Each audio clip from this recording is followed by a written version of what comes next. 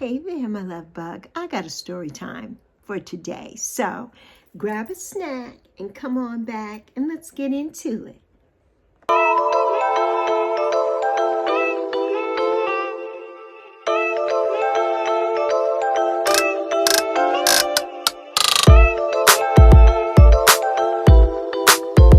Hey, my friend. Have a story time today. Today is Wednesday when I'm filming this. Had a beautiful live stream today. It was amazing. Always amazing. You know, we always get so many people and so many new subscribers, and I'm so grateful to everyone. I'm so grateful, and to everybody that always comes in and gives a gift and says something nice. And yes, we do have the trolls. They were trolling today, but you know, I don't let that kind of thing get to me because it's just a part of YouTube, you know, and we can't control what other people say and what other people do. It's not in my control, so it's no reason for me to lose it and get upset about it. But it can be a little disheartening sometimes, because sometimes they're so vulgar and so vile, you know. But I mean, keyboard courage, you know, they got their keyboard courage. But the live stream was good, and it was nice to have some time off. It was nice to have some time off and reflect on things. You know, my mom has been gone for 4.5 years now. December 7th officially will make 4.5 years since my mother passed away at the age of 89 on June 7th, 2025. I mean, 2021. 2021. And so we miss her, you know, and it was nice to have 3 days off to kind of be here, you know, and really have reflection on my mommy. And it was amazing. And but my story time today, as I'm filming this, it is 4:00 p.m. Eastern Standard Time. Zoe just went to work a half hour ago, and we were leaving to take Zoe to work, and we go out, and my neighbor is across the hall. My neighbor across the hall, she was putting a bag outside her door, garbage to take downstairs. We live on the second floor, and walk up. And she says, hey, and we're like, hey, how are you? And she goes back in and closes the door, and we hear this man's voice saying, hey, how are you? And I'm like, fine, how are you? Because at first I thought, I'm like, it must be my downstairs neighbor. And Zoe went to the top of the steps, and she turned around and she looked at me. She's like, no, Mom, there's somebody down there, somebody homeless. And I'm like, okay, well, it'll be okay. Let me lock the door and let me tell them they need to move so we can get downstairs and that. So I proceed to go down, and I see this person wrapped up in a blanket. Now, this is not the first time I've seen this person, okay?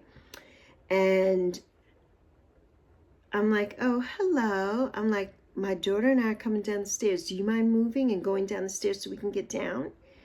And he's like, no. And I'm like, okay, no, you don't mind, or no, you're not moving. And he turns around and he looks at me. And this is a tall black man, a thin, tall black man. His legs go on forever. He's probably 7 feet tall. I don't know, because I'm only 5'1". Everybody's taller than me and my daughter. We're short. And he's very tall. He's over 6 feet tall. That I do know. And you know, this figure wrapped in this blanket and everything. And I'm like, okay. I said, can you go down the stairs so that we can get down? He was halfway in there were 16 stairs, right? I've lived here 11 years. I count the stairs going up and down. There are 16 stairs. He's in the middle, probably 8 to 10 stairs. So he's like, no, I'm going to go up here and haul out my homie. I said, first of all, there's no homies up here for you. There's nobody up here for you.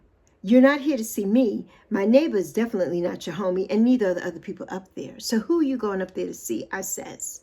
And, you know, Zoe's like, we got to go. And I'm like, so I just proceeded to walk. But I'm like, where are you passing me? This is a 6-foot man, not a heavyset guy, but a big guy.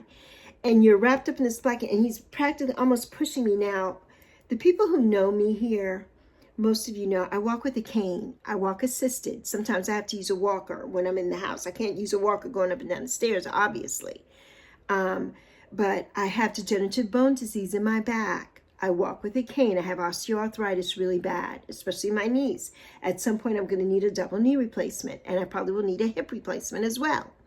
And I cannot get around you. I'm holding on to the banister, and I'm holding on to my cane with my left hand and the banister with my right hand going down the stairs. He proceeds to come up past me and Zoe. Now, if this man would have touched me in any kind of way, brushed through me, I swear to Almighty Father in heaven, and I do not condone violence, but I would have knocked him out. I'm telling you that right now. He would have got knocked out. But he didn't touch us. I don't think he rubbed against Zoe.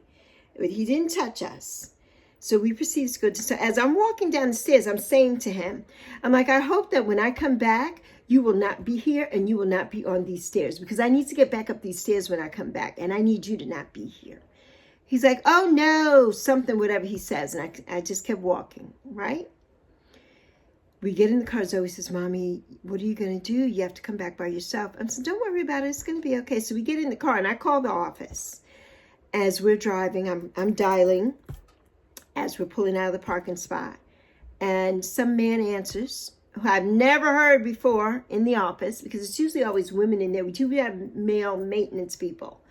I don't know who this person is, somebody Hispanic with a heavy Hispanic accent. And I say to him, and I'm not being derogatory, if anybody doesn't know here, I'm Puerto Rican. So I say to him, there's somebody homeless on my steps. I says, I'm living in building number blah, blah, blah, apartment blah, blah, blah. I'm leaving my house. There's somebody outside, somebody laying on the steps. We can't get by. I don't want this person here when I come back. And he's like, on the steps? I says, yes, somebody homeless. So he says, oh, well, thank you for this information. I'll pass it on to management. So basically not doing a doggone thing about it, right? Because apparently nobody came to tell this man not to be there.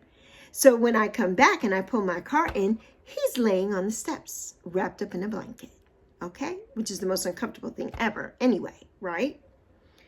And I feel for anybody who is unhoused, but I've seen this man twice, and I think I've seen him twice at our building on our steps. But I've seen him before with other people. He walks around here sometimes in just his underwear, nothing else on, whatever. He belongs to somebody, I think, on the other side of my building, right? I really do think so, because why are you over here? And if he's, of course, there's some mental illness there, obviously, there's that. But I don't pay money to live here. I've lived here for 11 years.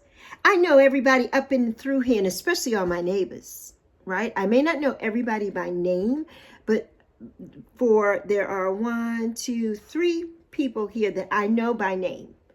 The other people all are new. One of them has just only been here a year. The other ones have just moved in here, and one apartment is vacant, right? I know everybody here by name, and they know me, and they see me. They know that my car parks in the handicap spot down in front of my building. They know that. So, and they speak to me, I speak to them. I'm always aware of my surroundings, always. As somebody who is a woman and who is handicapped and who's a senior, because they see me with my gray hair, and I don't want any business. I don't want any smoke. I don't want anybody touch. I don't want anything, right? I'm not going to come out and say anything to you derogatory, anything of the above. I'm not going to do that. But I'm going to stand my ground if you are here and I feel threatened. And I'm like, you need to leave. So when he sees me come back, he's laying on the steps, and I guess he's like, oh, she's back. You daggone right I am. Lexi is back in the building, baby. And they don't know me as that anyway. They don't know my name, right? Even the office, there's a different name that's associated with me. It's not this name. It's not Lexi, my actual name. No, it's not. So, I'm really upset, and I'm like, I'm going to have to call the police. I'm going to have to call 911 if the office is not going to do anything about this. And how long is it going to take the police to come to do anything about this, right? How long is that going to happen? There needs to be no loitering signs. Not that he would even know what that means, but we have no security around here. There's no security. I leave late at night. Now it gets dark early. I leave when it's dark to go pick up my daughter from work. I don't want to have to walk down the steps and encounter this person. The other night I left out, it was pouring rain. I left to go pick up my daughter from work and there was nobody there. But when we came home, this person was there. He was there. And we stayed in the car. We stayed in the car. My neighbor downstairs came in and her door is right by the steps. She's a very young, beautiful, young Hispanic lady. And she's coming home from work late at night by herself.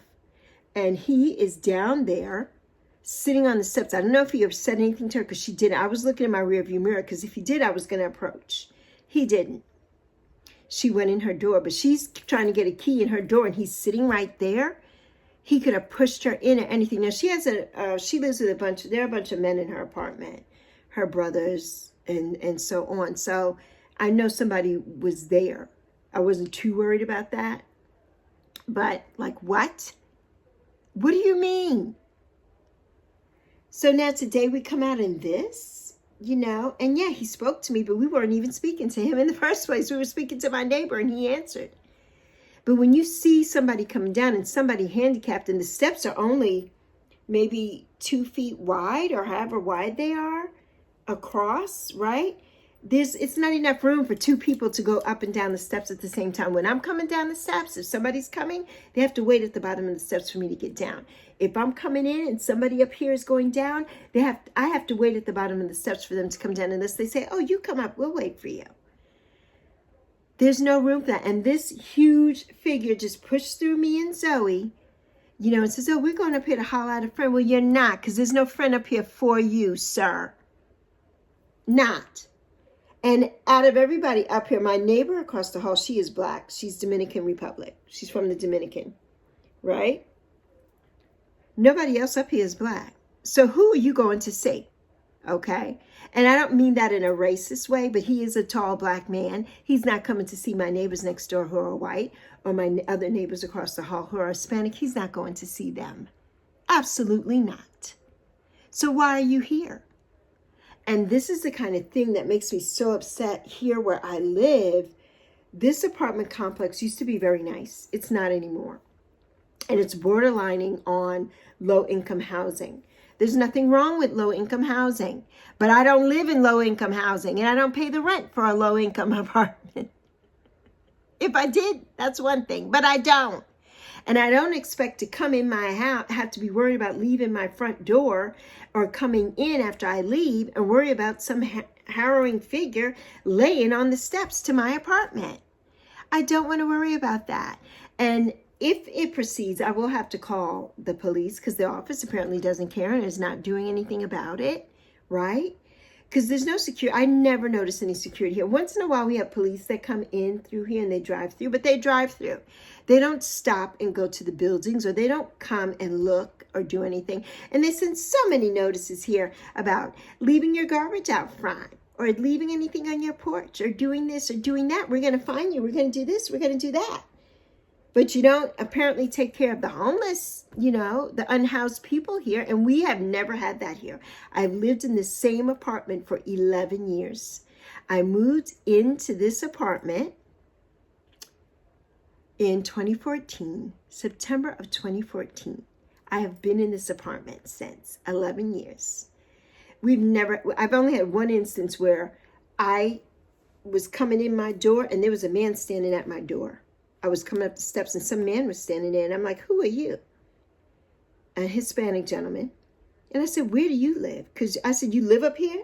Because I have never seen you before. You live up here? And he didn't answer me, but when I came back out, he was gone. Yeah, don't mess with Lexi. I am going to open my mouth. I am going to open my mouth. And I'm going to do it in a nice way. I'm not trying to get hurt or anything like that. But this is ridiculous. Let me know, your take on things like this. Where you live. I mean, a lot of people have their own homes. I don't live in my own home. I live in an apartment. This is my home, but I live in an apartment complex. And, how do you feel about when you come home and you see somebody strange? Or I'm always aware of my surroundings. I know everyone and I make my neighbors speak to me. I do. And I see them like, hello, good afternoon, hello. Yeah, I don't just skulk around and not speak to anybody or whatever. And the few that I know by name, I know 3 of them by name. 3 of my neighbors. There are 8 apartments on my side of the building and 8 apartments on the other side. So of the 8, 1 apartment is empty, so there are 7. 3 of my neighbors I know by name. The other ones I don't, but we all speak. We all are very cordial to each other. And what is this about? So let me know in the comments, what do you think about this? You know, what would you do in this situation? Because yes, I could call the police, but then by the time the police come, the person's not there, right? So there's nothing they can do. I'm telling the office because they should come out and do something about that, right? Or at least put a sign, no loitering, or do something here. But they didn't do anything either. And it's very threatening. It's very threatening as a female.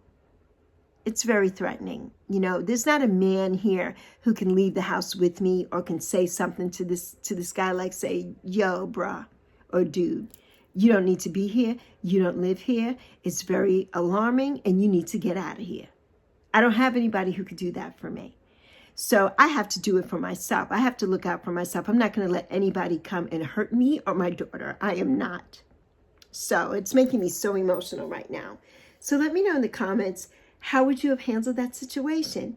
Do you think I handled it well? Was there something else that I should have done? Let me know down in the comments. Let me know down in the comments. I would appreciate that. So on that note, Yappy and Lexi out because, oh my goodness, you know, it just really, I'm sorry, I have this, something is itching me on my eye today. It's the allergies. I'm flabbergasted. That's my word. I'm flabbergasted. You know, there's so much stuff that has gone on these last few days since Saturday in my world, and things that were so disappointing to me. And then I leave my house and I have to deal with this crap.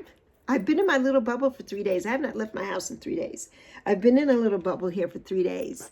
And now there's this. Like, what is going on? So thank you all for watching and for being here with Lexi. You know, and if you like what you see, please subscribe if you're new here. We'd love to have you here, and I'd love you to come to my live streams and hang out with us and have some fun and have some conversation. So I will see you.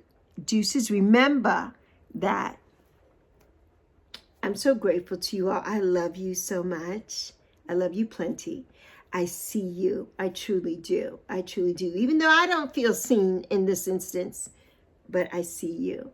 And I'm so proud of you, and I'm so proud of us as a community and a collective, and that we're all here to promote and to help each other grow, you know, and to build community. That's what it's all about. That's what it's all about. Nothing else. Nothing else. A nice positive environment. So I'll see you on the flip side. Please leave a comment. Let me know what you would do in that instance. Or if there's something that I should do next time, if it happens next time.